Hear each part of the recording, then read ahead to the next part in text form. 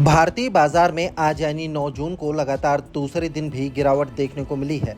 Capital goods और power को छोड़कर लगभग सभी सेक्टरों में आई बिकवाली के बीच बाजार में काफ़ी अस्थिरता देखने को मिली।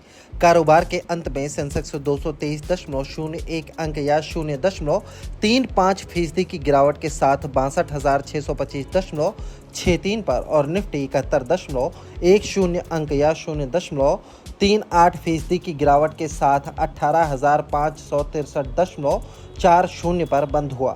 बाजार आज हल्के बढ़त के साथ खुला था। कारोबारी सत्र के शुरुआती कुछ घंटों में ये हरे निशान में रहा, लेकिन कारोबारी सत्र के दूसरे हिस्से में आई मुनाफा वसूली के चलते बाजार दिन के निचले स्तर पर बंद हुआ है। साप्ताहिक आधार पर देखें तो सेंसेक्स और निफ्टी क्रमशः 78 और 29 अंक की बढ़त के साथ बंद हुए हैं। बीएसई में लिस्टेड कंपनियों का कुल मार्केट कैपिटलाइजेशन आज यानी 9 जून को गिरकर 286.70 लाख करोड़ रुपए पर आ गया, जो इसके पिछले कारोबारी दिन यानी गुरुवार 8 जून को 287.75 लाख करोड़ रुपए पर था। इस तरह बीएसई में लिस्टेड कंपनियों का मार्केट कैप आज करीब 75,000 करोड़ रुपए घटा है। 12 जून को कैसी रह सकती है बाजार की चाल? कोटक सिक्योरिटीज के अमोल अठावले का कहना है कि यूरोपियन और एशियाई बाजारों में अच्छे संकेतों के बावजूद आज भारतीय बाजार में लगातार दूसरे दिन कमजोरी रही। आरबीआई की मौद्रिक नीति के चलते भारत के बाजारों में तेजी आई थी। अब आरबीआई का फैसला उम्मीद के अनुरूप आने के साथ ही निवेशकों ने मुनाफा वसूली करनी शुरू कर दी है।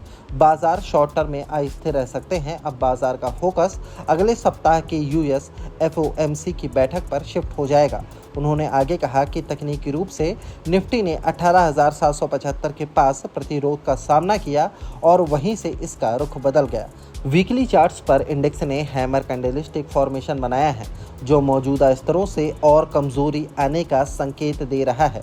जब तक इंडेक्स 18,675 के नीचे कारोबार कर रहा है, कमजोरी की भावना बने रहने की संभावना है। इसके नीचे जाने पर या 20 day SMA simple moving average या 18,450 तक फिसल सकता है। आगे भी गिरावट जारी रह सकती है, जो इंडेक्स को 18,350 तक खींच सकती है। दूसरी तरफ 18,675 का स्तर पार करने के बाद ही अब नई तेजी संभव है। अगर निफ्टी 18,675 का स्तर पार करके मजबूती दिखाता है तो फिर ये तेजी 18,800 से 18,900 तक जा सकती है। एलकेपी सिक्योरिटीज के कुणाल शाह का कहना है कि बैंक निफ्टी इंडेक्स वर्तमान में बिकवाली के दबाव का सामना कर रहा है। मंदड़ियों ऊपरी स्तरों पर अपना नियंत्रण बनाए हुए हैं। 44,300 और 44,500 के बीच का रेजिस्टेंस जोन मजबूत साबित हुआ है। ये इंडेक्स को ऊपर की ओर जाने से रोक रहा है। नीचे की तरफ निफ्टी के लिए 43,700 पर सपोर्ट है। अगर इंडेक्स इस सपोर्ट से ऊपर टिका रहता है तो फिर इसमें और तेजी आ सकती है।